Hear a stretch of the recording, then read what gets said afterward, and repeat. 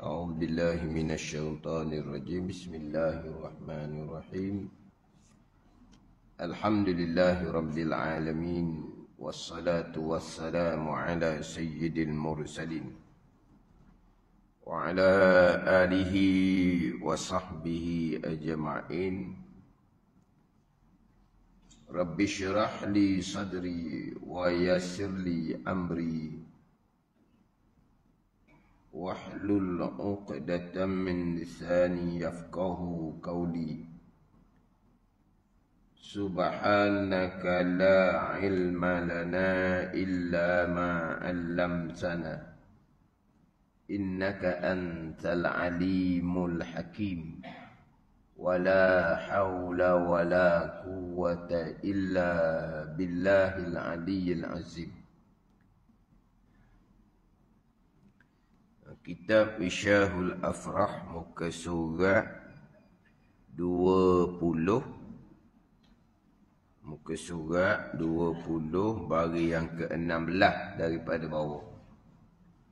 Muka surat 20 bagi yang ke-6 ke-16 daripada bawah. Bagi yang ke-16 daripada bawah.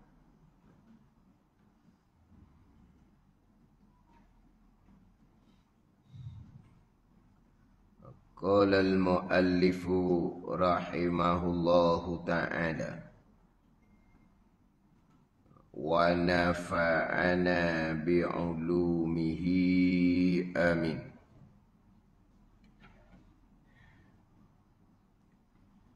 Dan ketahui olehmu bahawasanya air pembasuh najis, air pembasuh najis, rusalatul mutanajjisi, air pembasuh najis. Faham? Air pembasuh najis, air yang digunakan untuk basuh najis. Itulah dia. Air pembasuh najis ni air yang digunakan untuk membasuh najis.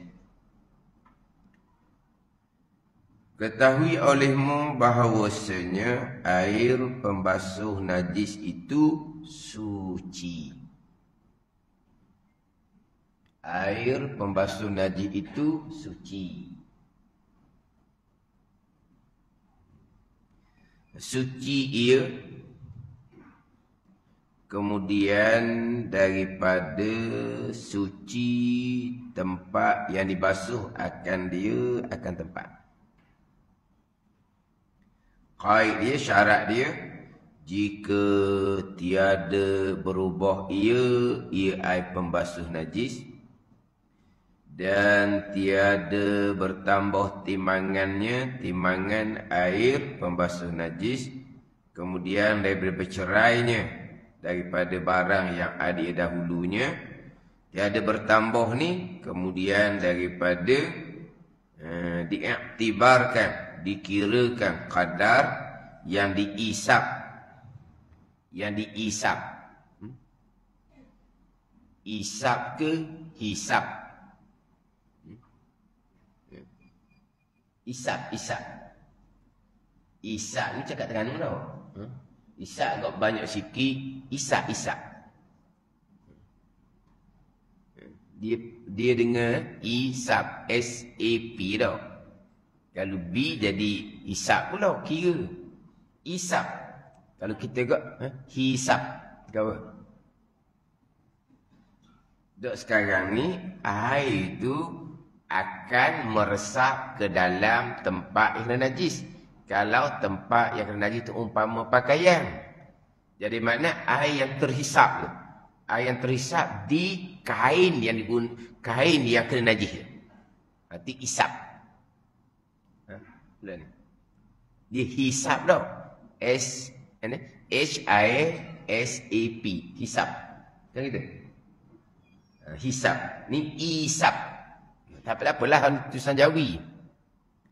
Perkataan ni kena faham dulu. Tak faham perkataan ni, tak faham masalah lah kitanya. Isap ni air yang meresap ke dalam tu. Kalau kain banyaklah air yang terhisap ke dalam.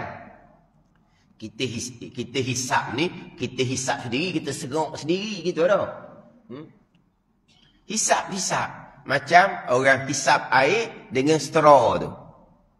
Hisap juga macam orang hisap rokok tu. Hisap tu ke apa? Isap, hisap rokok tu.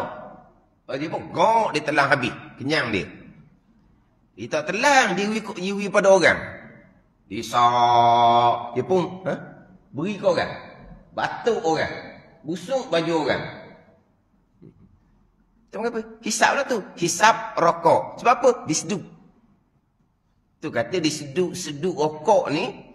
Kenapa seduk nak buang? Telang biar cepat mati.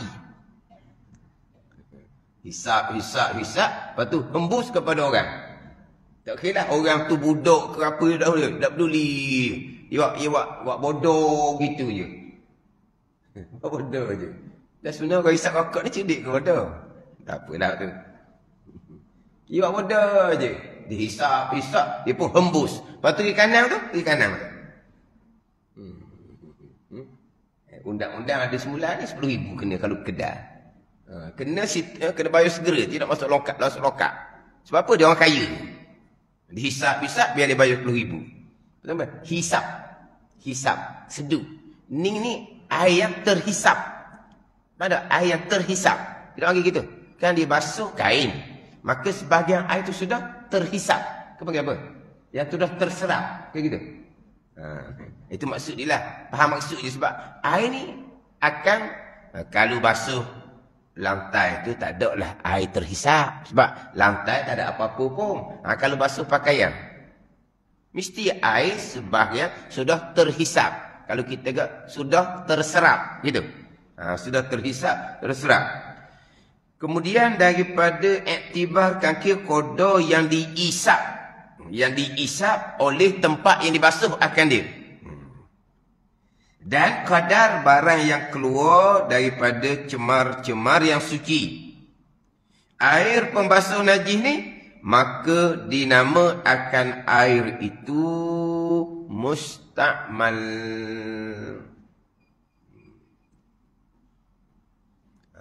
Ni pun nak kena ambil fokus faham boleh kat sini pun. Ni kita mengaji ambil satu-satu nak faham satu-satu ni. Biar terfaham satu-satu. Jadi bukan kita ni semata-mata orang mengajar. Orang mengajar tu nak menjelaskan apa yang ada pada kitab. Apa yang ada pada kitab. Nak menjelaskan. Tapi kita orang belajar ni tengok ayat kitab. Kemudian guru yang mengajar dia pun hurai ayat kitab. Kita boleh tengoklah. Ayat kitab ni asalnya kita tak faham lah ayat kitab ni. Perlu kepada huraian guru. Tapi huraian guru sekalipun tapak kitanya adalah kitab. Tak ada ni. Tapak kita adalah kitab. Guru hanya menghuraikan apa yang ada pada kitab. Makna kita bukan hanya ambil huraian guru. Tapi kita ambil huraian guru untuk memahami ayat kitab yang kita boleh baca kitab ni. Tapi kita tak faham ayat tu maksud apa. Tapi bila yang mengajar hurai, gini maksud ayat kitab ni. Tapi pokok pangkalnya kita faham ayat kitab. Apabila guru baca kitab, dia pun hurai lari ikut ayat kitab. Macam tak ni? Kitab kata lain ni. Tiba-tiba dihurai kok lain. Kita faham lah. Makna guru tu bawa salah. Faham tak ni? Sebab sekarang ni betul lah. Kita tidak memahami ayat kitab. Melainkan dihurai oleh guru. Betul. Tapi guru hurai sekalipun. Kita akan tengok kepada ayat kitab kata macam mana. Ayat kitab tu kita tak faham mula-mula. Maka guru yang menghuraikan, mudah-mudahan kita faham ayat kitab. Tapi kita faham ayat kitab tu dengan ayat yang ada kitab ni, sama ke tak? Sama. Cuma sebelum ni kita tak faham. Faham tak? Kalau ayat kitab kata lain, digihurai kuk lain, salah. Salah terang-terang. Salah terang-terang. Saya pernah terdengar yang mengajar, baca kitab Sabilah. Kitab Pekoh besar. Hak berkait dengan qada solat. Hak berkait dengan qada solat. Wajib menggunakan sepenuh masa. Itu pandangan muktamad. Wajib menggunakan sepenuh masa untuk qada sembahyang, melainkan untuk perkara kewajipan yang lain dan untuk perkara yang tak dapat tidak di dalam kehidupan. Wajib menggunakan sepenuh masa. Wajib menggunakan sepenuh masa. Faham dah kitanya? Kalau tidak menggunakan sepenuh masa yang hukumnya adalah wajib, maka berdosa. Lepas tu kitab tu dihura lagi, kitab Sabilah, kitab besar. Kitab Wisyah kita ni pendek. Dahulu bicara bab qada solat. Maka wajib diqadakan dengan bersegera. Dahulu. Dahulu apa? Musak depan. Dahulu tu tempat lain. Dahulu tu tempat lain. Musak depan. Musak 21. Ni kita musak 20 kan? Musak 21. Sebelah dia je. Jumpa. Saya tak jumpa kat mana kan? Musak 21. Dah 20, 21 lah. Saya berkecah dah. Berkecah pada ni. Dia, hak jilik kan? Pada jilik. Hak saya ni, gini ni. Ni, kelayang. Muka surat 21. Hak tu jilik 20, 21 lah. 21 ada. Atas sekali. Maka manakala luput akan sembahyang satu fardu. Luput tertinggal solat. Luput ada luput. Bukan tarikh luput makanan tu. Luputlah luput habis waktu. Satu fardu. Dengan tiada uzur. Bukan yang dimaafkan pada syarak. Tiada uzur ni bukan uzur hik nipah ni. Yang tiada uzur mah apa? Dengan yang tiada dimaafkan pada hukum. Bukan tertidur. Itu uzur syarak kira. Tak berdosa lah kamu tapi kena qada. Kalau terlupa syarak uzur kan. Tak berdosa, tak pun kena qada. Hak ni tiada uzur, tinggal dengan sengaja. Dan kitab kita ni wajib diqadakan dengan bersegera. Wajib diqadakan dengan bersegera. Katanya. Apa makna bersegera? Kalau tidak bersegera, apa hukum? Faham tak ni? Wajib qada dengan bersegera. Hak saya mengaji dengan almarhum tugu saya nya, almarhum Bamin bin Kerandang, wajib qada dengan bersegera. Maka dua kewajipan. Satunya kewajipan qada, satunya kewajipan bersegera. Wajib qada okeylah. Bersegera tu apa makna? Sebab bersegera tu wajib. Ada ni. Bersegera ada kitab Sabilah. Panjang dicerita. Bersegera dengan bahu menggunakan sepenuh masa untuk qada sembahyang. Melainkan untuk menunaikan kewajipan yang lain. Untuk perkara yang tak dapat tidak dalam kehidupan. Apa dia? Bersembang. Main telefon. Tengok drama. Makan, minum, tidur, qada hajah. Itu je. Nak jumpa kawan-kawan. Itu tak dapat tidak. Ada. Hak dah kitab Sabilah. Tapi hak ni memang nisbah orang umumnya memang pakai tembok lagi lah. Dari ngaji ustaz tu payah kita dia lagi lah. Walaupun baca kitab tu. Mana kitab? Tapi kitab Sabilah comel lah. Wajib menggunakan sepenuh masa untuk qada solat. Ada kitab Sabilah. Wajib menggunakan sepenuh masa. Maka tiada harus. Wajib menggunakan sepenuh masa. Maka tiada harus. Ada ni. Tiada harus meninggalkan bersegera untuk melakukan perkara sunat. Tadi wajib bersegera. Tiada harus menggunakan meninggalkan bersegera untuk melakukan sunat. Maka haram. Atasnya melakukan amal-amal sunat. Wajib qada bersegera. Meninggalkan bersegera berdosa. Walaupun meninggal segera itu untuk melakukan perkara yang sunat. Maka tiada harus. Kitab Sabilah pun perjelaskan lagi tafsir dia, maka haram. Itu. Berapa lapis dalam kitab Sabilah? Yang tukang mengajar peluk hurah. Boleh buat ibadat sunat, bukan tak boleh. Ibadat sunat pun taat ke Tuhan juga. Kitab yang dibaca tu wajib qada dengan bersegera, wajib dengan sepenuh masa, maka tiada harus melakukan amal sunat, maka haram. Berapa lapis kitab tu kata? Dia huraf, boleh je dia kata. Mana apa ni? Metoh-metoh, tipu. Tipu ke apa nak bagi tu? Nak kata tipu, tak masabah nak tipu tau. Takkan orang ngajar nak tipu. Metoh-metoh. Tidak reti apa yang dibaca. Kitab tak depan, masing-masing pegang kitab. Ada ni. Maknanya kita ada kitab, huraian, guru, jangan lari daripada kitab. Kita tanpa yang guru, kita tak faham kitab. Tapi sebenarnya, kita berdasarkan, berpandukan kepada kitab. Ada ni. Tapi hak kodok semayang tu, waktu bicara lain lah, panjang lah tu bicara. Nanti sampai Musa 21, insyaAllah lah. Dan insyaAllah saya akan bawa kitab Sabilah. Baca dalam kitab Sabilah. Dan kitab buku Tutulak ke, dan kitab-kitab pekoh, Fathul Mu'in ke, kitab Iqna' ke, sama saja. Kalau kitab pekoh mazhab Syafi'i, sama je. Kitab Jawi, kitab Arab, sama je. Tapi jangan masuk dalam FB nanti tak. Sebut bab wajib qada bersegera, tak boleh buat amal sunat. Komen itu, ustaz ke mangkuk ni? Pada mangkuk. Komen yang disetting orang-orang lain aja. Ustaz ke mangkuk ni? Pada mangkuk. Mangkuk hayung. Apa dia mangkuk hayung? Mangkuk tandas tu kalau guna apa mangkuk. Dok mangkuk tu apa? Mangkuk tandas. Ya. Mana? Mangkuk tandas tu. Oh dia boleh komen gitu. Ustaz ke ni ataupun mangkuk ni dikutuk orang aja. Pandai ni. Aku tu ada orang kata, ustaz ni jahil. Hak kata tu jahil pun. Tapi ustaz pula jahil. Allah kata hebat orang FB ni. Sebab dia hanya macam berbentuk sedutan cakap. Kita dalam bab ni biar kita buka kitab. Jangan pula kata kitab ke mangkuk. Tu berat tu.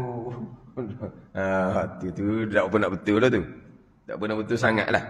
Tapi tak apalah. Hak tadi Musa 21 tadi. Wajib qada bersegera. Pendek je kitab Isyah. Berarti setakat tu dia. Wajib qada dengan bersegera. Dua kewajipan tu kita sebut. Satunya wajipan qada. Ittifaq 4 mazhab. Yang keduanya wajib bersegera.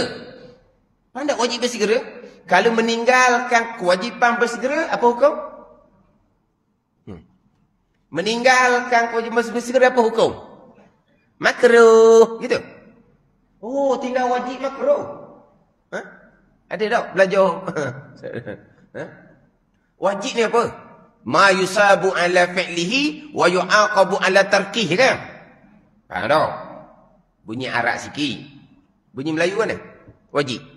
Barang yang diberi pahala kerana mengerjakannya dan dijanji seksa kerana meninggalkannya. Sebab apa? Berdosa meninggalkan kewajipan. Ke meninggalkan kewajipan makruh? Ada. Satu kewajipan. Wajib. Tapi kalau tinggal wajib ni makruh. Ada. Jadi wajib bersegera. Tinggal bersegera? Dosa lah. Apa makna bersegera? Bersegera. Faham bersegera? Kitab Isyah kita wajib qada dengan bersegera. Faham tak? Bersegera tu maksud apa? Bersegera subuh qada 1, zuhur qada 1, asar qada 1, maghrib qada 1, isyak qada 1. Itu dia bersegera. Boleh kau tekan kau tuk mung. Maksud apa eh? Tuk mung tu apa? Marah kau ni je. Tak kita tekan ni kan. Apa sebut gitu? Tuk mung. Apa maksud dia tuk mung? Apa tuk mung je? Mung jadi tuk. Orang tak tuk ke mana? Apa timbul gitu? Tu tak apa nak marah tu. Bersegera gitu. Apa makna bersegera? Wajib menggunakan sepenuh masa. Sudah satu semayang qada pula. Sudah satu semayang qada pula. Tu kita tengok dalam kitab Sabilah nanti. Kitab Isyah ni pendek. Tapi kita faham kitab lah, kita faham kitab. Wajib qada dengan bersegera. Cuma bersegera tu kitab Isyah dak hurah. Tapi tak apalah, kitab Isyah dak hurah. Orang mengajar pun hurah. Bersegera dengan makna menggunakan sepenuh masa. Itu bersegera. Sepenuh masa. Alah, itu bersegera. Ke bersegera macam mana? Boleh pergi santai, bersembang, macam-macam. Tengok TV, itu bersegera. Nantilah. Ada sembahyang pula nanti, qada pula sekali pula, nanti sejam lagi. Itu panggil bersegera. Maknanya kita wisyah kita pendek je, wajib, qada bersegera. Kita dengar orang mengajar. Diorang macam mana bersegera? Subuh tadi, qada satu subuh tinggal masa dulu. Nanti zuhur pula nanti, qada satu zuhur yang tinggal pada masa dulu. Masuk asar pula petang nanti, qada pula satu asar untuk yang tinggal pada masa dahulu. Kita tengok. Itu ke makna bersegera. Ada ni. Itu ke makna bersegera. Tapi agak tu sikitlah sebab kita keceng. Jadi insya-Allah saya akan ambil kitab Sabila, kitab Beritutulak. Macam mana? InsyaAllah kalau saya ingat, saya akan foto stick. Saya akan foto stick. Saya akan carilah kitab siapa-siapa pun. Saya tak foto stick lah sebab dalam tu beremuk. Catatan robek itulah. Ada orang ngaji masa mula-mula. Orang ngaji masa mula-mula belajar, tengok tulisan gitu, masa tahun berapa belajar. Lepas tu belajar yang kedua pula, tulisan dia begitu. Tengok tu tahun pertengahan dah belajar. Faham lah belajar mula-mula ni tulisan macam mana. Lama sikit comel, lama sikit barulah mana tengok tulisan tu boleh ingat. Ni belajar umur berapa ni tulis gini ni. Jadi beremuk sikitlah kitab saya tu, Sabila Buriyah tu. Jadi insya-Allah orang ada kitab, saya minta pinjam dulu kitab. Kalau kitab kosong, insya-Allah saya akan foto stick. Wajib, qada dan bersegera. Kalau saya terlupa maklumkanlah. Kalau saya terlupa maklumkan. Sebab tak malu juga. Nak foto stick, ada catatan tu. Orang tengok, Allah, ni boleh catat. Selagi ada ruang, saya tulis. Padahal, buku surat sebelah tu, saya tulis dah tu, tergoyak dah, tulis. Lama-lama, tergoyak, tulis pula. Allah, sebab apa? Sebab ada ruang. Tak ada ruang dah. Kau boleh nak jadi, kata ni, nak jadi kitab ni biar jadi macam gini. Biar dia gini ngaji kitab. Ni belah depan. Lapang ada juga. Ambil mana? Hak belah depan ni, hak dalam tak cukup tepat. Catat belah depan. Tulis musuh berapa? Mana belajar? Tulis tarikh dia. Tulis tarikh dia. InsyaAllah tu kalau tak ingat maklumkan. Biar wajib qada bersegera. Tengok dah kitab Sabila, tengok kitab Beritutulak. Nak ambil kitab-kitab lain kita boleh ambil. Biar ada 2, 3, 4 kitab. Biar kita belajar berkitab. Hak dalam FB itu, oleh kerana dalam FB ni kadang-kadang dia hanya orang yang ada qada, maka hendaklah dia qada, jangan buat sembahyang sunat. Lepas tu dia tak ada kitab, dia hanya bertazkirah sahaja nama saya pendek. Di dalam tu memanglah kutukan tu habis-habis lah. Tok Jahir lah dia kata, agak ada serbang di atas kepala. Waktu bukan serbang pula. Saya tengok, Allah kata tadi ustaz ke atau mangkuk? Kata apa benda ni? Tak embuh, tak setuju. Delete je lah. Ada ni delete je. Tak peduli. Ataupun tulis je. Apa yang dia ajar oleh ustaz ni bercanggah dengan apa yang saya sudah pelajari sebelum ni. Sudahlah. Yang nak kutuk nak apa. Tapi kena pastikan. Kita nak kata ya. Kita nak kata tidak. Dengan ilmu. Tak ada ni? Kita nak kata ya. Kita nak kata tidak. Dengan ilmu. Yang pasti. Ya. Apa yang disebut oleh ustaz ni. Betul. Dengan ilmu. Ustaz ni kata ni salah ni. Tidak seumpama ni. Dengan ilmu. Kalau salah katalah. Ini apa yang dia ajar ni tak betul. Itu bukan maki tu. Kita beritahu kebenaran. Apa yang dia kata tu salah. Tapi dengan ilmu. Yang baik tu. Ya dengan ilmu. Tidak dengan ilmu. Sebab apa? Apa yang kita tulis tu mahsyar belaka. Akan dibentang di mahsyar. Sebab kita akan berhadapan dengan orang yang mengajar yang kita kata ya. Orang yang mengajar yang kita kata tidak. Dia mahsyar. Ada ni. Ya tidak dengan ilmu. Jadi insyaAllah nanti bab kita habis dah ni. Habis bab taharah ni. Bawah tu kitabus solah. Bawah tu. Situ bicara bab kewajipan solat. Orang yang tertinggal solat. Al-Musak 21 tu. Wajib qada dengan bersegera. Apalah, kita ambil 2, 3, 4 kitab pun tak apa. Ambil kitab, biasa saya ambilnya, Sabila, Buriyah, kitab Kifayatul Muhtadi, Tok Jawi. Tok Jawi tebal sikit lah, Tok Jawi tebal. Tok Jawi nipis. Jawi macam Wisyah dengan Munayatul Musalli, ayat dia sama je. Wajib qada dengan bersegera. Dia gitu je. Sebab kita kecil. Kita ambil kitab jawab besar. Pada ni. Lepas tu, kita ambil kitab Arab 1 sebagai sokongan di belakang tu. Tak apalah. Kalau kita Arab tu tidak baca pun tak apa, nak baca pun tak apa. Tapi kita ambil kitab Molek, tengok kitab Molek. Nak comel lagi ni, buka kitab Fiqh Islami Adillah tu. Kitab Arab, Pekoh Pak Mazhab. Karangan Dr. Wabah Az-Zuhaili. Ada tu comel.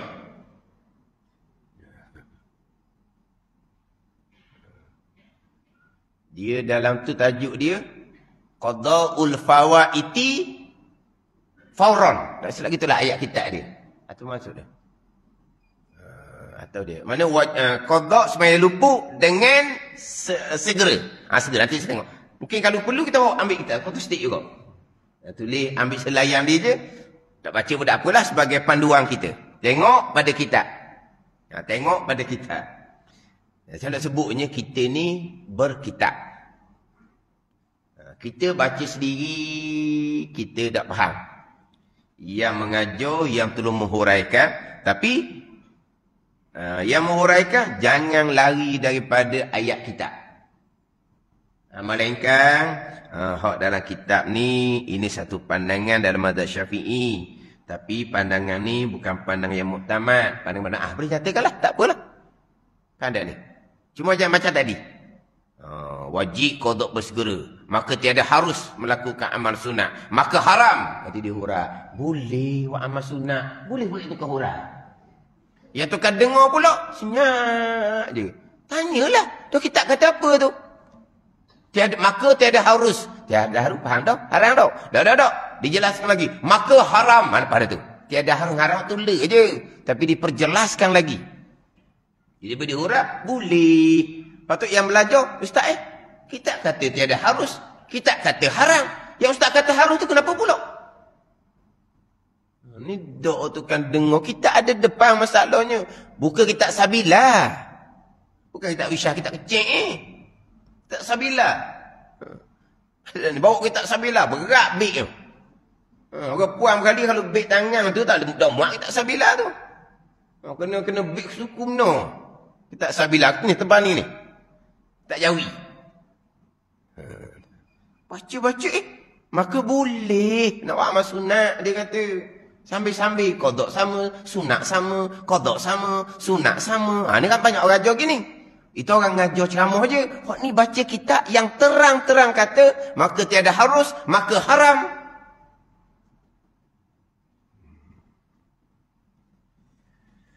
Jadi tengok dah kitab kita ni. Bab air pembasuh najis. Selesai menghuraikan berkaitan dengan menyucikan najis, najis mutawassithah, najis mukhaffafah, najis mughallazah minggu lepasnya, najis yang ainiyah, najis yang hukmiyah. Selesai dah membicarakan macam mana cara menyucikan najis. Dia nak pergi pula kepada huraian macam mana status tau. Macam mana kau kedudukan air yang kita gunakan untuk basuh najis. Itu pula. Sekarang dulu sesadar macam mana nak menyucikan najis mutawassithah, mukhaffafah, mughallazah. Kemudian nak bicara di penghujung ni air yang telah digunakan untuk menyucikan najis itu macam mana hukum air? Macam mana hukum air? Air tu memang air mutlak. Asal memang air mutlak. Kalau bukan air mutlak, tak boleh nak basuh najis. Kalau bukan air mutlak, tidak boleh digunakan untuk mengangkat hadas kecil, hadas besar, ambil wudu, mandi wajib. Memanglah nak basuh najis, nak mengangkat hadas, syaratnya air mutlak. Ini air yang digunakan untuk basuh najis, air mutlak. Lepas basuh najis tu, apa hukum air itu pula? Ini mengaji kitab Pekoh. Ini mengaji kitab Pekoh. Kalau kita nak belajar betul-betul kitab ni, harap kita belajar sekolah dulu, ada tak ilmu kita? Berkaitan dengan status air yang mutlak asalnya digunakan untuk basuh najis. Air jadi apa pula air tu? Mutlak lagi ke macam mana air tu? Pernah belajar? Sekolah dulu pernah belajar? Kita sekolah menengah agama dulu, pernah belajar? Pernah belajar tak ingat? Gitu. Ini air yang digunakan untuk basuh najis. Dan ketahui olehmu bahawa air pembasuh najis itu, air yang digunakan untuk basuh najis, dia panggil air pembasuh najis. Suci, ia suci. Air pembasuh najis ni suci. Suci ni kemudian daripada suci tempat yang dibasuh akan dia. Lepas suci tempat yang dibasuh akan dia, air tu pun hukum dia suci. Macam mana suci tempat yang dibasuh? Suci tempat dibasuh tu macam mana? Suci tempat dibasuh tu apabila hilang sifat-sifat najis. Dah bicarakan. Basuh najis ni yang pertama, hilangkan jirim najis terlebih dahulu. Hilangkan jirim najis terlebih dahulu. Kemudian kena hilangkan sifat-sifat najis. Bau, warna ataupun rasa. Bila hilang sifat najis, suci tempat yang dibasuh. Jangan lupa pula lah. Macam mana suci tempat yang dibasuh tu. Jadi air pembasuh najis suci ia, kemudian daripada suci tempat yang dibasuh akan dia akan tempat. Jadi di sini kita kena faham. Air yang kita gunakan tu pasti air yang sedikit. Kalau kita basuh najis di dalam air sungai, itu tak bicara. Artinya patut air banyak. Kita membasuh najis dengan air yang sedikit. Kemudian tanda molek syarat di atas tu. Syarat pada basuh yang mutanajis, datang air atasnya jika sedikit jika sedikit air. Tu buat tanda. Buat benda. Buat garisan ke apa ke.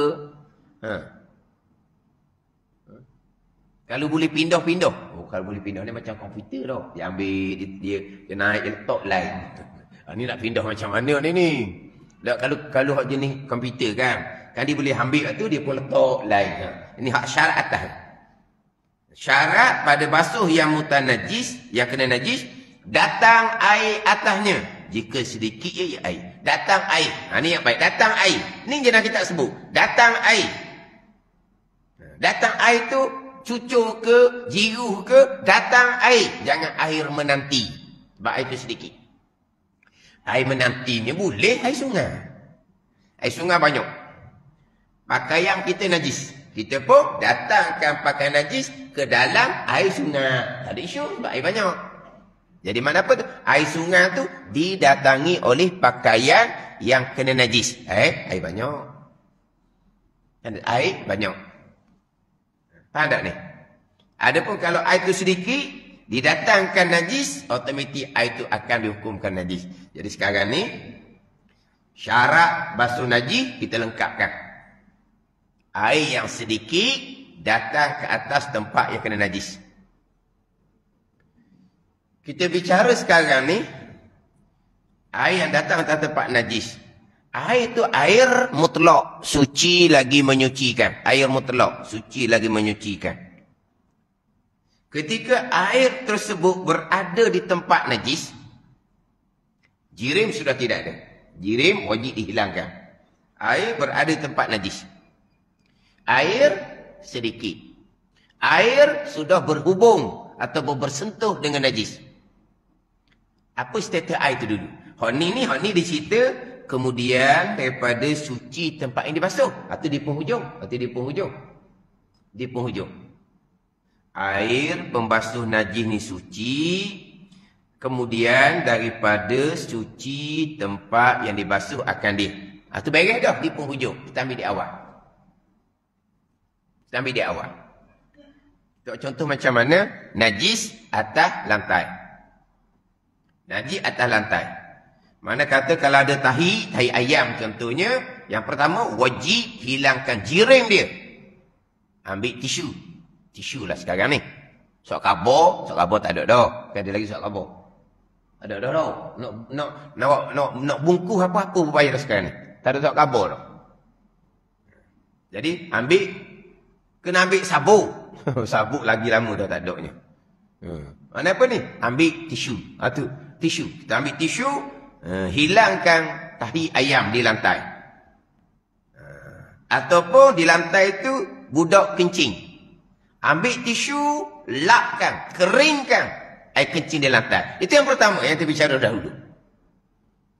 Janganlah ambil air satu beldi. Air satu beldi itu dipanggil air sedikit, bukan air banyak. Air banyak 2 kolor. Ada boleh angkat kolor? Tak ada angkat kolor lah. Deram. Kena deram. Deram. Bukan deram hok pemuzik tu. Tu deram lain ni deram. Sebab deram tu 2 kolor lah. Dia pun angkat air deram. Allah, gagah tu. Angkat air deram. Dia pun siram atas tahi ayam. Air kencing yang tidak dihilangkan jiring. Tu okeylah. Sebab itu 2 kolor. Jadi air pasti sedikit. Yang pertamanya wajib dihilangkan jiring. Pada jiring tu zat lah. Tokor tu panggil jiring. Jadi yang pertama wajib hilangkan jiring tahi ayam. Wajib keringkan air kencing. Kemudian dia pun datangkan air atas lantai. Air atas lantai itu sedikit. Sudah berhubung ataupun bersentuh dengan najis tahi ayam, najis air kencing budak tadilah. Apa status air tu? Mutlak suci lagi menyucikan. Itu kena faham oleh situ. Yang kita bicara ni selepas di penghujung, kemudian daripada suci tempat ini basuh. Nanti dulu. Kita mula-mula ni dulu. Air dalam cetong tu air mutlak. Air mutlak yang boleh digunakan untuk membasuh najis. Air dalam cetong tak air mutlak. Dia pun datangkan ke atas tempat najis. Maka air pun bertakung di atas tempat najis. Air itu sedikit sudah bersentuh dengan najis. Apa status air itu? Mutlak suci lagi menyucikan. Faham tak situ? Ini lah banyak salah faham. Oleh kerana air bertakung, bersentuh dengan najis, maka air itu hukum najis selalu. Itu salah faham sangat-sangat. Ada ni. Dia begini dalam bicara bab air ni. Dalam kitab Fathul Mu'in. Saya lupa nak cari dulu tadi. Dia berkaitan dengan air yang dengan najis ni. Dia air ada 2. Dia ada air yang tenang. Dia ada air yang berlari. Ada berlari ni. Air mana pula berlari? Bila air ada kaki. Yang macam gitu. Makna air tenang ni air yang tidak bergerak. Air berlari ni dengan makna air yang mengalir. Ni. Dia panggil al-ma'ur raqid. Air yang tenang. Al-ma'ul jari. Air yang berlari. Jadi pandangan yang muktamad dalam mazhab Syafi'i kita, air yang tenang, air yang berlari hukumnya sama sahaja. Air yang tenang, air yang berlari hukumnya sama sahaja. Ada ni? Tak ada beza. Air tenang, air berlari hukumnya sama sahaja. Kena faham di situ. Melainkan pandangan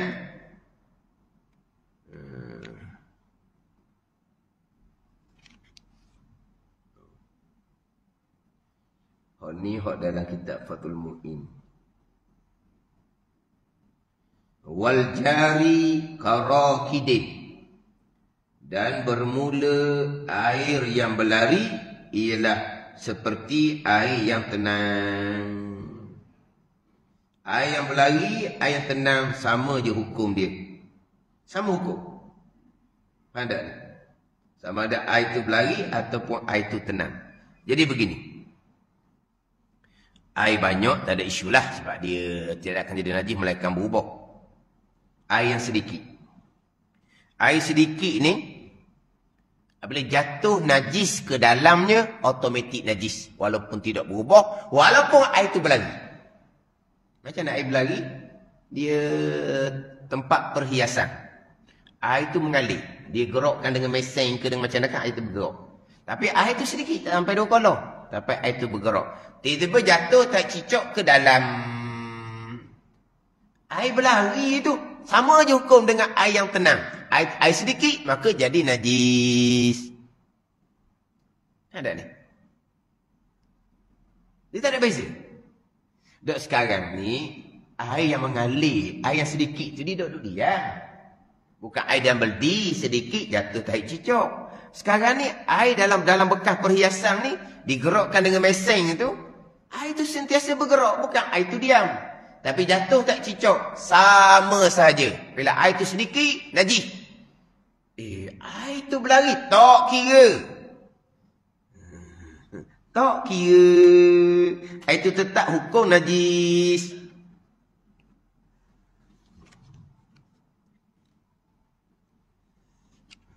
Saya baca dah berhabis tadi pun.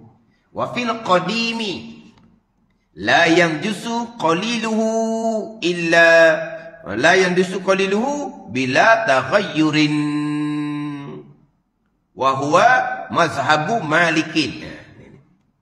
Air berlari ialah seperti hukum air tenang.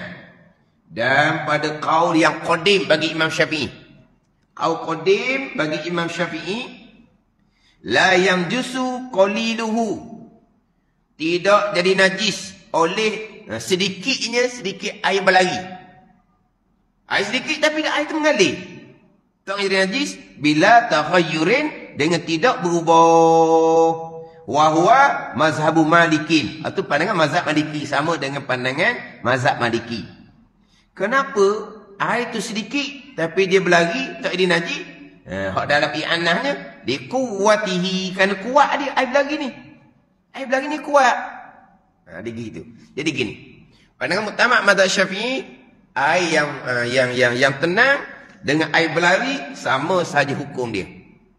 Tapi bagi pandangan ta'in dalam mazhab Syafi'i qaul qadim ada.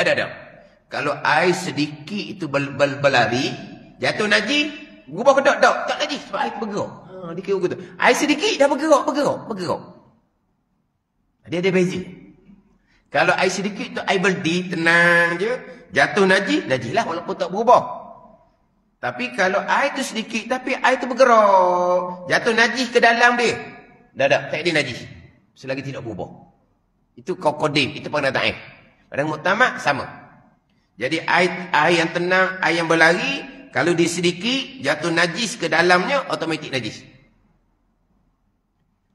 Air yang berlari, air yang tenang, datang air ke atas tempat najis, air itu tidak akan dihukumkan najis sama ada air itu berlari ataupun tenang.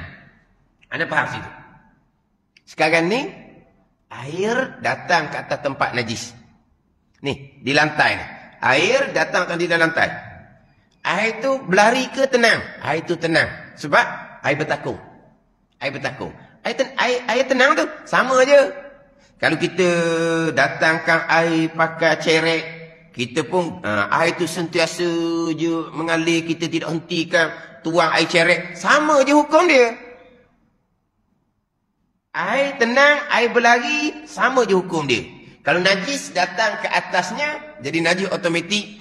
Kalau air datang ke atas tempat najis, air itu kekal mutlak, suci lagi menyucikan, sama ada air itu tenang ataupun berlari. Itu je. Dia kena faham situ dulu.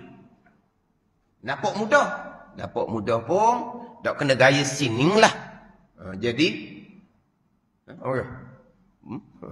bolok wong. Tak faham sini lah. Dia nak bezakan antara air tu bertakung di tempat yang sama, air tak bergerak, air tak mengalir ke bawah. Air yang tenang, air yang berlari, sama hukum sahaja dalam mazhab Syafi'i. Kita kaul jadid, pandangan muktamad mazhab Syafi'i, tak ada isu tu. Ada ni. Jadi kalau air tu datang ke atas tempat najis di lantai, berhenti situ je, senyap situ je. Dengan kita datangkan air melalui air ceret, kita tuang je. Air tak berhenti-berhenti, mengalir je. Sama je hukum dia. Janji, air datang. Tu je. Tak ada sini. Boleh tanya dululah. Air berlari, air tenang tu faham ke dok? Yang pertama, air datang. Mati molek ni. Syarat dan kitab wisyah kita ni. Jangan ambil orang lain. Kitab bicara lain, hurah kod lain. Tolong, kita ambil kitab. Orang yang mengajar hanya hurah kitab. Bukan kita ambil reka orang lain. Malaikat, dia ambil hurah yang dalam kitab lain pula. Hurah yang lebih terperinci. Itu lain.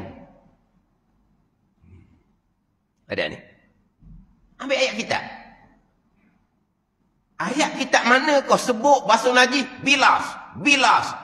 Kitab mana? Kitab mana? Oh, maksudnya air datang. Mana air datang? Tapi air datang dia kena bergerak sentiasa. Dah. Air datang. Air datang, jangan tambah. Air datang. Dia orang faham bilah ni, dia kena air datang, lepas tu air pun turun ke tanah. Air datang, turun ke tanah. Air datang, turun tanah. Air kena bergerak. Dia kata, itu panggil bilah. Salah lalu dah. Kalau kata bilah tu air datang, bertakun tempat yang sama, berlari, hukum dia sama je. Tak ada ni.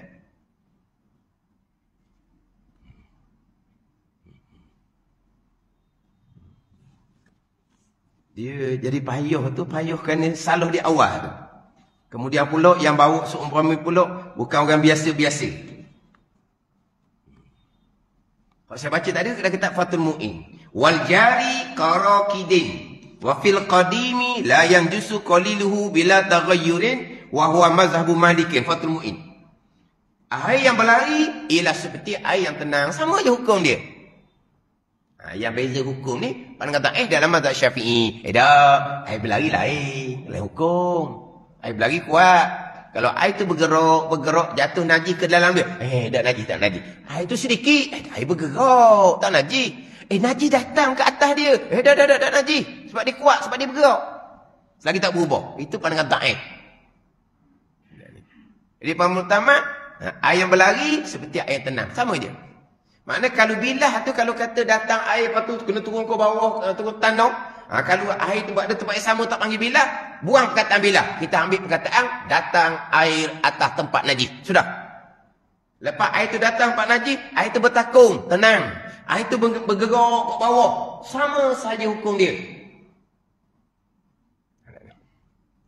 Jadi contoh atas lantai tadi, buang jirim tai ayam, lap air kencing budak, datangkan air, tu syarat dia, air duduk situ je, tenang dia. Rakit air tenang. Ataupun dia disiram ceret air, lepas tu dia tuang sentiasa. Air pun bergerak je. Air tenang, air bergerak, hukum dia sama, janji air datang.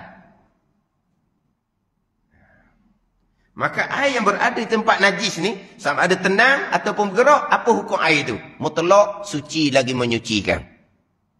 Selepas suci tempat yang kena najis itu, apa hukum air? Awak nak bicara sekarang. Mana? Dekat pukul 10 dah kita ni. Tak kena gaya sekitar pula hari ni. Dah tadi pula. Musak 21 lah kitab wisyah.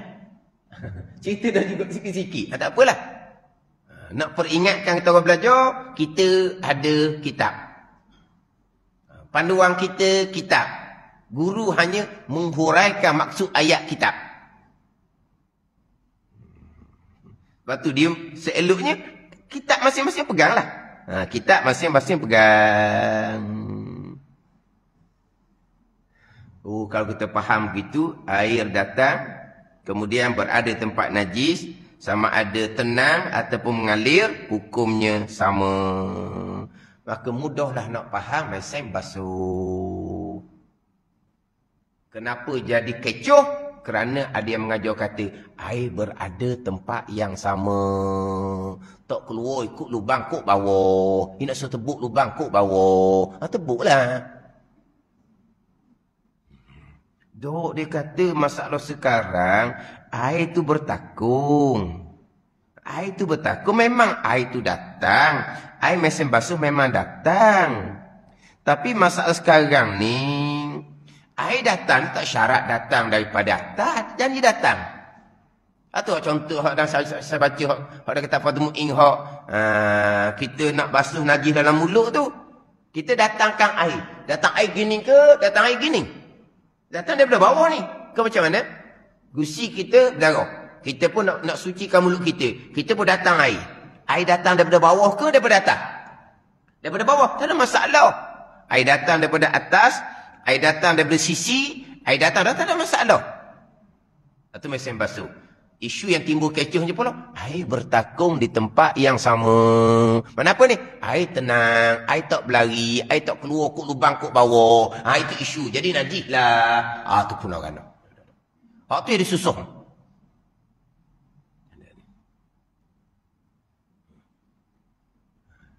Kan dahulu saya baca kitab Fadul Mu'in kan.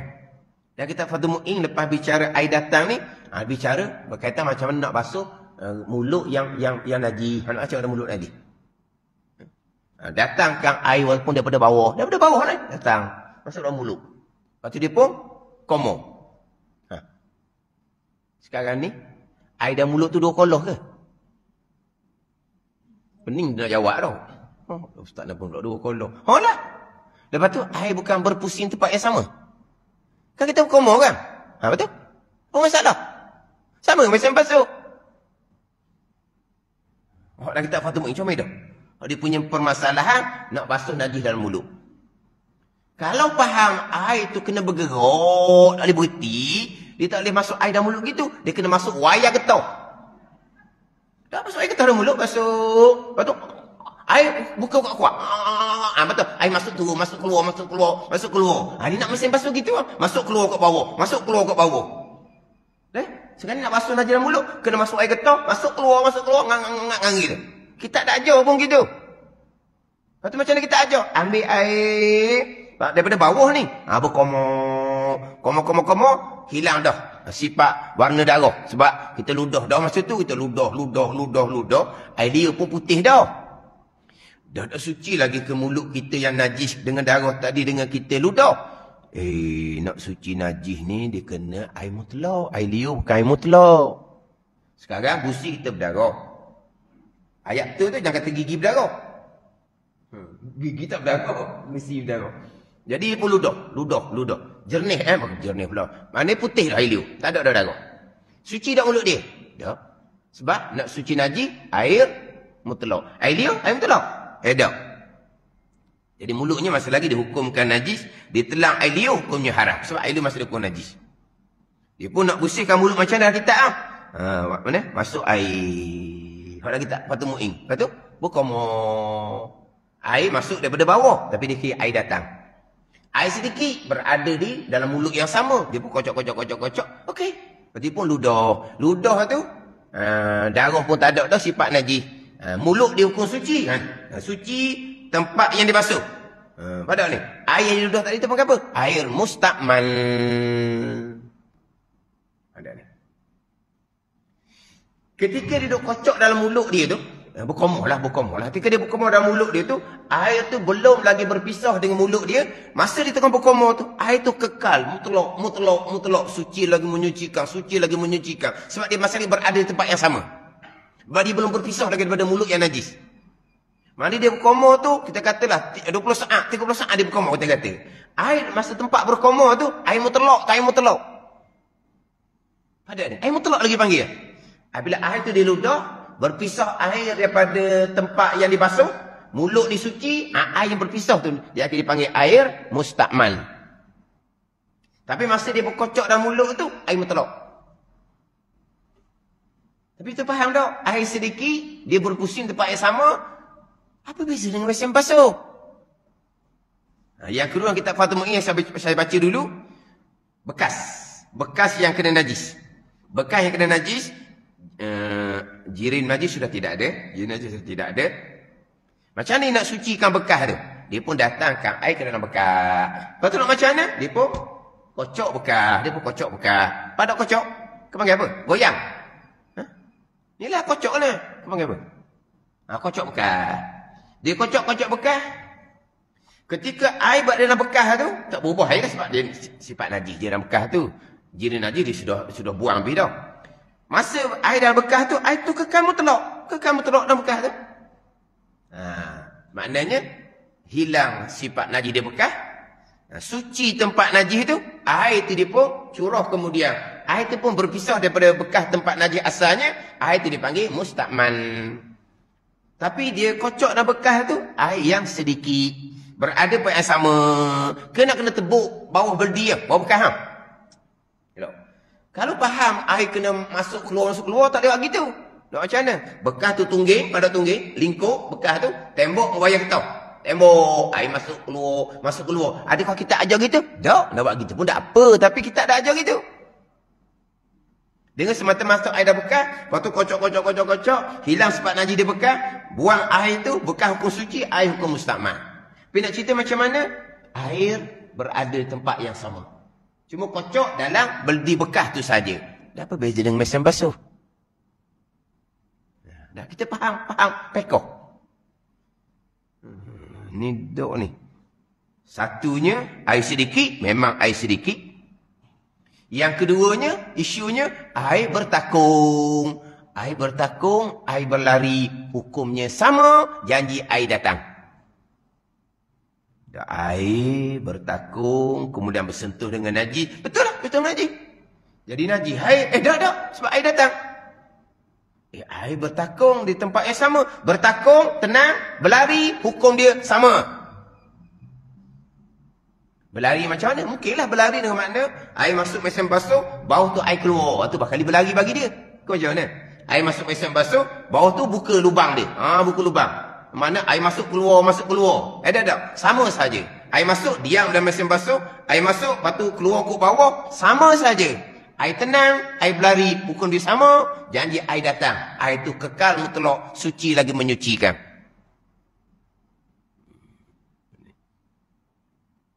Itu je. Kita balik pada persoalan awak tadi. Awak atas lantai. Sebab saya dulu peringat dah. Awak atas lantai tu jangan kita datangkan air cerek. Kemudian kita terus siram. Air tu akan bergerak jauh lagi air tu. Yang mana kadang-kadang sambil-sambil kita siram air atas tempat najis di lantai, kita gonyoh dah. Mana ni? Kita gonyoh. Air mula-mula tu kemungkinan berubah dengan sifat najis. Tapi air berubah tu sudah jauh ke depan. Payah pula nak cara air najis tu. Ada ni. Jangan buat gitu. Lepas tu, siram air atas lantai. Maka air pun tenang di atas tempat najis. Atau air tenang. Air berlari, air tenang, hukum dia sama. Air berlari, air tenang, hukum dia sama. Air berlari ni, air keluar. Air tenang ni, air bertakung, hukum dia sama. Air datang sama ada, ambil air, siram di kain, air pun turun ke tanah. Ataupun, bubuh air dan berdi, datangkan air atas pakaian tu, sama je dia panggil air datang. Tapi orang kita kalau panggil je bilah, bilah tak ada ayat dalam kitab. Bilah ni faham dia kena ambil kain selai, siram. Air pun akan turun ke tanah. Itu panggil bilah. Dia kenapa? Kena berlari, turun ke tanah. Itu baru panggil bilah. Tapi kalau kain tu bubuh dan berdi, siram air daripada atas, air bertakung di situ, dia tak panggil bilah dah. Tapi bilah ambil ayat kitab mana? Kita nak pakai ayat kitab, air datang.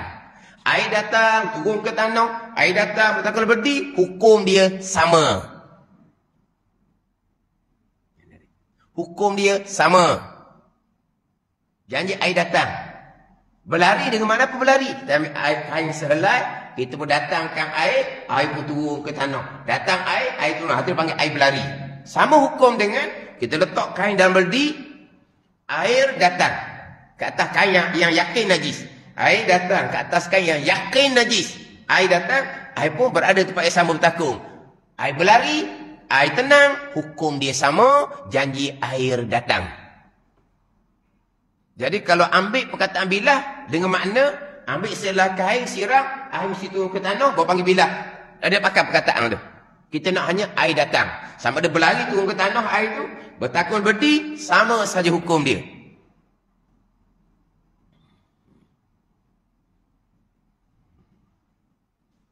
Lepas tu kata kita ambil ayat kitab. Bilah-bilahnya ambil kitab mana?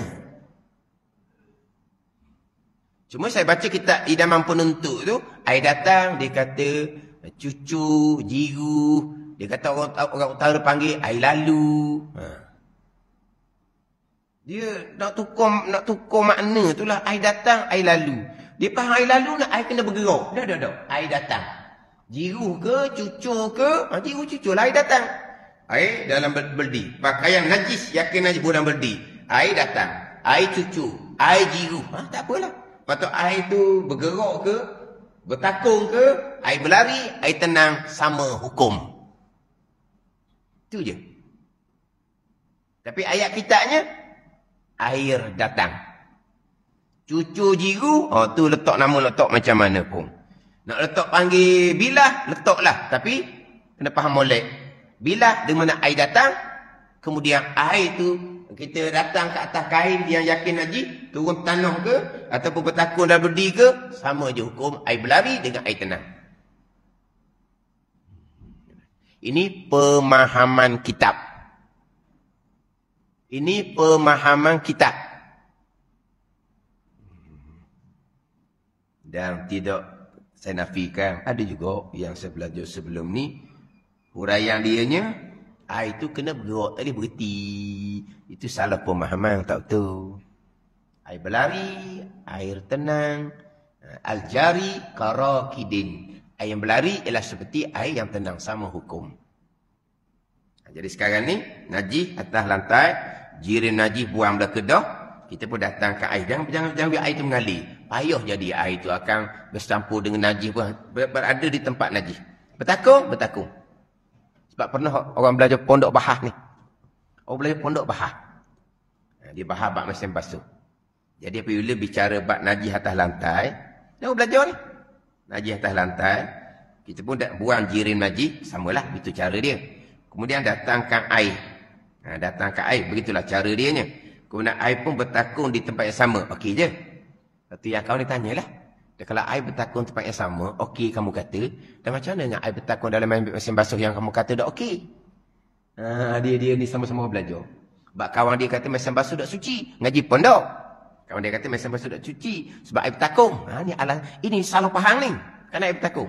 Sampai basuh najis atas lantai. Buang jiran najis. Kemudian datangkan air. Okey, air datang. Kemudian air bertakung tempat yang sama kan? Dia kata boleh, tak apa. Kamu dia kata boleh. Dan kalau bertakung atas lantai, kamu kata boleh. Kenapa bertakung mesin basuh, kamu kata tak boleh? Lain dia kata. Lain kau mana? Tak jawab jawapan dia. Ni, salah pemahaman. Sebab dia bertakung atas lantai, dia terima. Tiba-tiba bertakung dalam mesin basuh, dia kata tak boleh. Air bertakung, tenang. Air berlari, sama hukum. Mati molek situ. Sekarang, air sudah bertakung di tempat najis. Air sedikit sudah bersentuh dengan lantai yang masih lagi najis. Yang dihilangkan hanya jirim tahi ayam je.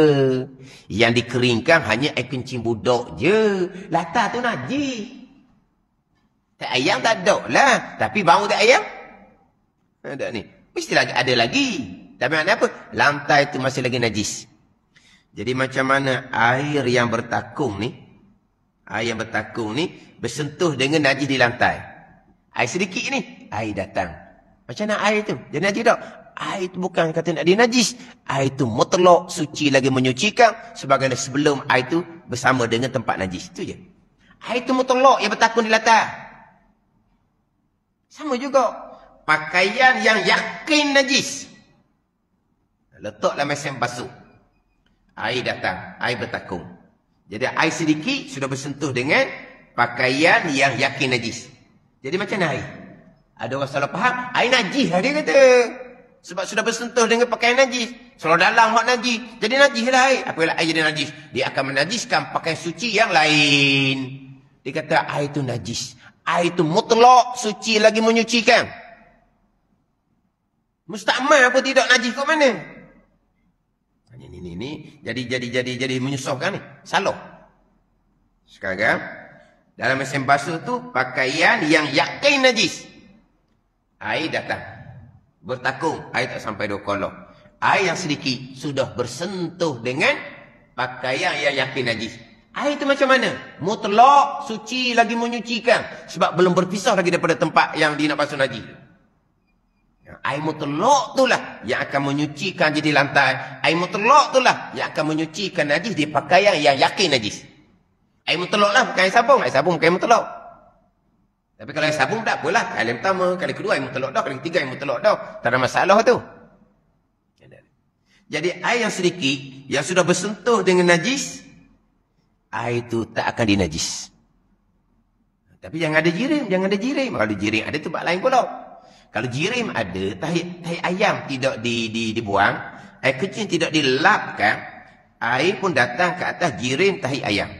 Air pun datang ke atas jirim air kencing yang beladung tu, yang bertakung tu. Pada ni, maka air yang datang ke atas tempat najis yang jirimnya tidak dihilangkan, air itu otomatik dihukumkan najis walaupun tidak berubah. Air datang, jirim kamu tidak hilangkan. Kena hilangkan jirim dahulu. Ada kalau masuk mesin basuh, pakai yang kena najis, tahi budak stokor dia masuk mesin basuh. Ada? Tu jadi najis lah. Sebab dia sudah bercampur dengan jirim tahi budak, air itu dia panggil sudah bertambah timbangan. Air itu sudah bertambah timbangan. Doklah, ada ke? Tahi di seluar budak tu, stokor tahi tu, dia masuk mesin basuh. Itu najis lah. Sebab sudah bertambah timbangan dengan jirim tahi ayat, tahi budak tu. Jadi buang jirim pun semua, datang air ke atas tempat yang kena najis. Ketika tu, air sudah bersentuh dengan najis. Air jadi najis? Tidak. Bahkan air itu kekal mutlak, suci lagi menyucikan. Air itu tak akan dinajis. Air itu tidak akan jadi najis. Kemudian air mutlak itulah gonyoh lantai tu, gonyoh untuk menghilangkan sifat najis di lantai, untuk menghilangkan sifat najis di lantai. Pandai ni, dia gonyoh, berubahlah air tersebut, maka air itu panggil air mutanajjisun, air yang kena najis. Air mutanajjisun yang kena najis tu, ambil kain molek-molek, lap molek-molek, jangan bertitik air tu, basuh balik kain tu, disingki, basuh. Tempat terjaga tu masih lagi najis. Datangkan air kali yang kedua. Tak ada benda apa dah latar tu sebenarnya, tapi najis lagi sebab air pertama berubah. Dia pun datang kali yang kedua, dia pun gonyoh. Hilanglah sifat najis di lantai. Hilanglah sifat najis di lantai. Maka lantai tempat tu hukum suci. Macam dengan air tu pula. Macam dengan air tu. Pada ni. Air tu dipanggil, air tu lepas berpindah tempat tu dipanggil air mustakmal, dia akan bicara. Air mustakmal. 2 kali buat, beres kewajipan. Sebab hilang dah sifat, suci dah lantai, sunat datang ke air kali kedua, sunat datang ke air kali yang ketiga. Itu je. Sekarang ni suci dah tempat tu. Bahawasanya air pembasuh najis itu suci ia, kemudian dia suci tempat ini basuhnya, dibasuh akan dia suci air, tapi mustakmal lah. Suci yang tidak menyucikan. Suci yang tidak menyucikan. Tahirun ghairu mutahhirin. Suci, tapi tidak menyucikan. Air mutlak asalnya suci lagi menyucikan. Lepas suci tempat yang dibasuh tu, dia sudah berperanang tak sekali untuk menyucikan? Sudah berperanang sekali untuk menyucikan. Maka menyucikan tak ada dah. Tak ada dah. Menyucikan tak ada dah. Tak boleh menyucikan. Sebab apa? Berperanang dah sekali menyucikan. Hak suci tu macam hak suci tu pula. Air berubah ke tak? Tak berubah. Suci. Air tu kekal suci. Sekarang ni air dua. Air mutlak ni. Satu, suci. Satu, menyucikan. Pada ni? Tahirun, mutahhirun. Suci lagi menyucikan. Apabila dia sudah menyucikan sekali, maka tak bolehlah menyucikan. Apa menyucikan ni? Menyucikan najis. Diguna dah sekali, apa dia? Mengangkat hadas. Mengangkat hadas dah sekali. Tak boleh mengangkat hadas yang kedua, mustakmal dah jadinya. Sebab kamu mengangkat hadas dah. Ni, pandai ni. Tapi hak status dia suci tu macam mana? Kekal suci. Dia basuh najis, air tak berubah, kekal suci. Dia mengambil wuduk, dia mandi wajib. Tu tak ada najis itu. Air kekal suci. Tapi menyucikan tak ada lah. Sebab dia sudah menyucikan najis sekali, dia sudah mengangkat adab kecil, dia sudah mengangkat adab besar. Jadi hak menyucikan ni tak ada. Tapi hak suci ni kekal adab suci, kekal suci. Ni, air pembasuh ni kekal suci. Menyucikan, hilanglah. Sebab dia sudah menyucikan najis sekali. Padahal air mutlak yang kita guna kat pembasuh najis ni, suci lagi menyucikan. Sekarang ni, macam mana nak hak suci ni jadi najis? Berubah air. Hak suci ni jadi najis. Sekarang ni, dia sudah menyucikan najis. Sudah menyucikan dengan bahawa tempat najis itu sudah hilang sifat. Sudah menyucikan. Maka ada lagi tak status air itu menyucikan? Ada dah lah. Menyuci dah sekali. Dah air itu suci. Hak asal dia tu. Suci kekal. Dah sebab air tak berubah. Kekal lah suci. Suci dahulu. Suci ia kemudian ada suci tempat dia basuh akan dia. Suci ni kau dia jika tiada berubah ia. Berubah jadi najis. Ada ni. Berubah jadi najis. Tak. Lepas tu kalau dia suci menyucikan, suci jadi najis, menyucikan, ada lagi tak? Air najis boleh menyucikan? Apa ada ni? Sekarang ni suci lagi menyucikan. Sekarang ni hak suci ni. Hak air suci ni kekal suci. Hak menyucikan je. Hak menyucikan. Bila suci dah tempat yang dibasuh, sudah berperanang sekali, air pun sudah berpindah dari tempat yang disucikan, air itu tak boleh menyucikan lagi dah. Itu nama dia mustakmal. Air suci yang tidak menyucikan. Tapi status suci tu, kekal. Kekal suci. Kekal suci ini, jika tiada berubah. Air tak berubah. Kalau air berubah, dengan sifat najis, air jadi nampak warna lain. Air jadi bau lain. Itu najis ijma' ulama'. Yang pertama. Dan tiada bertambah timbangannya. Air yang sedikit tadi, yang berada di tempat kena najis ni, tiada bertambah timbangan. Ni apa maksud dia? Yang jika tiada berubah, kita faham. Berubah ni, berubah air, warna bau contohnya, maka air itu najis. Itu kena likum molek dengan kain untuk dikeringkan air najis. Kain itu kena basuh disingkir molek-molek sebab air itu, kain itu najis. Sebab dia berubah. Macam mana pula? Dan tiada bertambah timbangan. Barulah air itu suci. Tiada bertambah timbangan ni, tiada lebih timbangan dia daripada hak asal. Tiada bertambah timbangan. Bertambah timbangan macam mana? Bertambah timbangan macam mana? Jirin tahi ayam tidak dibuang. Air kencing budak tidak dikeringkan. Maka bertambah timbangan. Sekarang, di lantai tu ada tahi ayam. Di lantai tu ada muntah budak. Kita pun datangkan air. Air datang. Syarat betul dah. Tapi jirin tidak dibuang.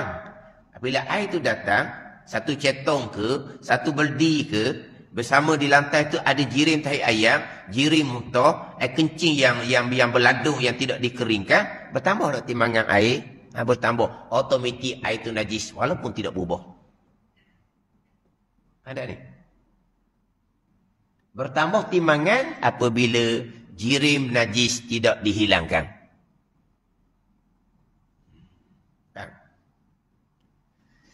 Sebab itulah kalau kita nak basuh latar rumah yang bersekali dengan jirim tahi cicak, pastikan jirim tak cicak tu sapu dulu, vacuum dulu.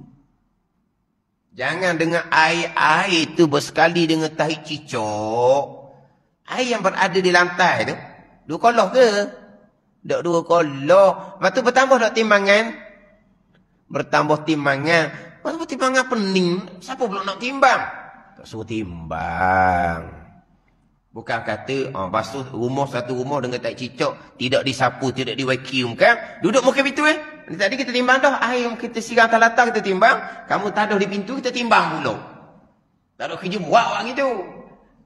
Dan nak tahu macam mana bertambah timbangan? Bertambah timbangan, air sedikit tadi sudah bercampur dengan jirim, tahi, cicak. Sebab air tu tak sampai 2 kolor. Air 2 kolor. Tai cicak ke, tai orang ke. Selagi air tu tak berubah, kekal suci lagi menyucikan. Ustaz pun 2 kolor tai orang pula. Nak tahu budak pergi berak dalam tu. Dah budak berak dalam tu, dah dipenuh air tu. Air tu 2 kolor. Yelah 2 kolor. Lepas tu tahi budak tu dia akan larut dalam air. Mau larut dalam air, betul. Bertambah timbangan. Bertambahlah timbangan kodok tahi budak tu. Lepas tu air berubah ke tak? Berubah, najis, ijma' ulama. Tak berubah ustaz air sebab air 2 kolor banyak ni, kolor besar ni. Tahi budak pun tak banyak mana. Berubah ke tak? Tak, air kekal mutlak, suci lagi menyucikan. Tak usah tepuk dahi lah. Ustaz lepas tu, kau ada mung nak buang pun. Tapi hukum air tu suci. Lagi menyucikan. Kita buang air kat bawah. Air kamu, kepada kamu lah. Tapi kita cerita hukum. Apa hukum air kolor? Yang budak berak stokor dalam. Lepas tu tahi tu jadi pecah dah. Jadi sekali dah tak ada tahi duduk mana dah. Dia biar kau cair pula kita kata. Habis. Tak ada dah. Anak tanya, kalau dia belajar sangat ni, apa hukum air tu? Air tu 2 kolor, Apa hukum air tu? Budak berak cair tu tahi bersekali dengan air dah. Apa hukum air? Berubah dah. Tak berubah apa-apa. Kekal mutlak suci lagi menyucikan. Tu je hukum pekak. Lepas tu kalau kata nak buang amu pakar, itu hal masing-masing. Tapi apa hukum air tu? Mana air tu bertambah tak timbangan? Bertambah timbangan. Tak ada masalah. Sebab air tu 2 kolor. Ni. Air sedikit kita basuh najis. Tiba-tiba, jiran tak cicak tu dia tak sapu tak vacuum. Dia sekali dengan air lalu dah. Nampak tak cicak tu. Duduk keluar. Najis habis air semua. Najis. Dia pun keluar air najis. Dia pun datang air lain pula. Yang mana jiran najis sudah tidak ada. Maka suci lah. Tapi hak mula-mula tu. Hak mula-mula tu. Air tu. Satu rumah ni. Dia jadi macam bertakung sedikit. Siapa ada kolok ke dok? Kadang-kadang basuh-basuh rumah lah kan. Air dia bertakung banyak-banyak sebelum kita tolak ke pintu tu kan. Air bertakung banyak tu. 2 kolok dok. Kalau tak sampai 2 kolok. Najis habis air tu. Sebab bertambah timbangan dengan jiran tak cicak. Tapi air tu dia pun keluar habis. Dia pun datang air lain pula. Jadi suci lah. Tapi jadi banyak khija. Lepas tu macam mana? Buang jirim dahulu. Sapu tak cicak dahulu. Vacuum tak cicak dahulu. Datangkan air. Sambil-sambil kita pun gonyoh dengan penyapu ke. Dengan penyapu lah kita. Akhirnya, hilanglah sifat-sifat tak cicak di lantai. Hak kita duduk tu dengan penyapu itu. Air berubah ke tak? Air tak berubah. Bertambah timbangan ke tak? Tidak bertambah timbangan. Sebab tak cicak kita sapu, kita vacuum dah. Air tu dipotolok ke tanah. Air tu dipanggil air mustakmal, suci yang tidak menyucikan. Tidak berubah satu dan tidak bertambah timbangan. Itu je. Tidak bertambah timbangan inilah jadi banyak sikit dihurah. Kita faham tidak bertambah timbangan sudahlah dengan jirim najis. Dengan jirim najis. Tiada bertambah timbangan ni kemudian daripada kemudian ada bercerainya daripada barang yang ada dahulunya. Tidak bertambah timbangan. Kemudian daripada diaktibarkan dikira. Kodok yang diisap oleh tempat yang dibasuh akan dia. Padahal kalau kain banyak masuk tu. Timbangan dia banyak mana? Ada kan nak kira gitu. Tapi tak apalah nak dicerita ni. Dan kodok barang yang keluar bercemar-cemar yang suci. Ada dia kan. Bertambah timbangan jangan cerita dengan dia sekarang ni bertambah timbangan. Sebab apa? Sebab bercampur dengan daki, dengan macam-macam benda. Bertambah timbangan. Itu cemar-cemar yang suci dah apa tu? Jadi, sekarang dia basuh. Dia basuh najis tak ada. Tapi najis jenis tak ada dah. Dia basuh latar. Hak najis tu, basuh latar. Di latar tu banyak debu. Padahal banyak debu. Jadi debu-debu latar tu keluar belaka. Kalau kira bertambah tak timbangan debu latar dengan air hak ada tu bertambah tak? Tu dah apa tu? Itu cemar-cemar kotor-kotor yang suci. Jangan kira tu. Ada ni. Gini contohnya tangan dia ada najis. Tangan dia najis. Najis dah tak ada dah. Dia pun basuh, datang air basuh tangan. Tak ada, tidak bertambah dah timbangan air sebab najis tak ada. Tapi di tangan dia ni, daki ni, depan belakang ni. Jadi air takung tu kok, Allah capung ke daki. Sekilo pula daki je. Bertambah timbangan. Tu dah apa tu? Sebab tu dia panggil, kodah barang yang keluar daripada cemar-cemar yang suci. Tu nak kira tu. Sebab tu suci. Dia, di pakaian dia habis dah najis. Dia pakaian dia tak ada dah najis. Kalau kencing budak, air kencing sudah kering dah. Dia pun datang ke air ke atas. Dia pun gonyok. Hilang sifat najis dia kain, air kencing tu. Kemudian, berubah dah air dengan najis. Tak berubah. Bertambah timbangan? Tidak. Sebab jiran najis sudah tidak ada. Tapi, dengan daki di pakaian dia tu, sekilo daki keluar. Contoh kita kata, bertambah timbangan. Berubah air tu. Berubah apa? Berubah dengan daki tu. Keruh air tu. Sebulan dah seluar tu tak basuh. Contohnya. Itu bukan najis. Kan berubah tu kan. Berubah dengan najis ke? Berubah dengan daki seluar. Berubah dengan daki seluar. Berubah lah. Bukan daki tu sekilo. Bertambah timbangan air ni. Sebab daki di seluar tu sekilo. Daki tu cemar yang suci dia panggil. Kotoran yang suci. Tu tak apa tu. Sebab tu bukan najis. Dah ni.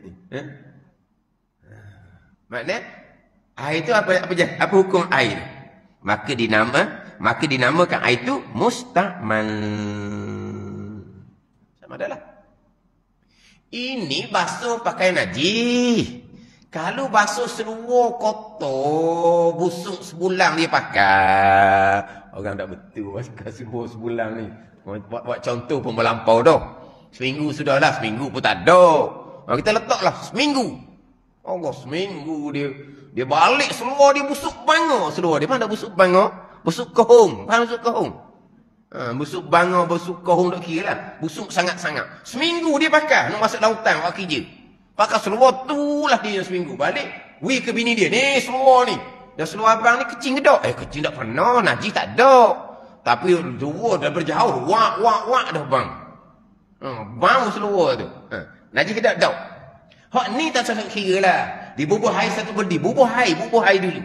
Seluar tu datang ke atas air sedikit. Najis ke tak? Tak. Tak ada isu. Tak ada isu. Dia pun masuk keluar dalam berdi tu. Isteri pun gonyok. Macam-macam warna keluar. Lepas tu macam-macam daki keluar. Mana air satu berdi tu asalnya setengah saja. Tambah daki tu jadi 3 suku air berdi tu. Contoh. Dia pun keluar seluar tu. Suci tak seluar tu? Seluar tu suci daripada awal. Tak pernah najis.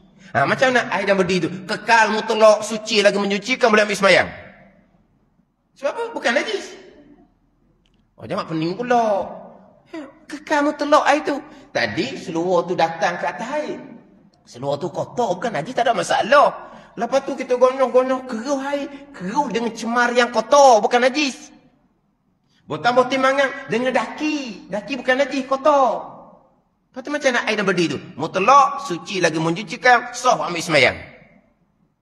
Lepas tu tak nak ambil semayang air tu lah. Siapa suruh? Tapi nak cerita air tu macam mana? Mutlak, suci lagi menyucikan. Tak ada musta'mal. Musta'mal ni persoalan basuh najis. Ada. Hak itulah hak bicara dahulu ni. Kita sampai masa dah ni. Hak kita baca dahulu. Hak bak air dahulu. Tak apalah kita ambil masa sikit. Tak apalah. Janji orang tau. Janji dah 10.30 kan. Tak apa. Sekejap je. Hak kita baca musyak sebelah dahulu. Musyak sebelah. Hak air ni air musta'mal. Air musta'mal musyak sebelah dahulu kan. Musyak sebelah baik kedua datang. Dan air musta'mal itu air diangkatkan hadas dengan dia atau dihilangkan najis dengan dia. Air musta'mal. Air dia angkat hadas, air bekas ambil semayang. Bekas mandi wajib. Itu mengangkat hadas kecil, hadas besar. Dan atau dihilangkan najis dengan dia. Ni kita bicara ni. Hilang najis dengan dia. Tempat najis suci, hilang dah sifat. Air tidak berubah, tidak bertambah timbangan. Ni. Air musta'mal atau dihilangkan najis dengan air. Hak baring pertama daripada atas tu, dan tiada berubah air yang mustakmal pada menghilangkan najis itu dengan najis serta dengan beberapa syarat. Ada syarat tu, tidak berubah, tidak bertambah timbangan. Itu dipanggil air mustakmal. Air yang suci yang tidak menyucikan. Air mustakmal ni air digunakan untuk mengangkat hadas. Air mustakmal ni air yang digunakan untuk menyucikan najis. Sesalah bicara berkaitan dengan najis dahulu, bahagian-bahagian najis. Pergi kepada cara menyucikan najis. Hari ini ni macam mana kedudukan air yang telah digunakan untuk menyucikan najis. Demikian lagi suci arak boleh jadi cuka dengan sendirinya. Ini bicara bab tuak masam, kemudian jadi cuka nira. Hukum dia suci, yang mana tuak masam asalnya najis. Kemudian dia jadi cuka nira, hukumnya suci. Barulah di bawah tu masuk kitabus salat. Wallahu a'lam. Bismillahirrahmanirrahim. Alhamdulillahirabbil alamin. Wassalatu wassalamu ala sayyidil mursalin wa ala alihi wa sahbihi ajma'in. Allahumma ftah alaina futuhal arifin. Allahumma allimna ilma akdamin. Fafahimna famas sabiqin warzuqna ruqat talibin. Allahumma zidna ilman wa alhiqna bis salihin. Wa sallallahu ala sayyidina Muhammad wa ala alihi wa sahbihi wa sallam. Walhamdulillahi rabbil alamin.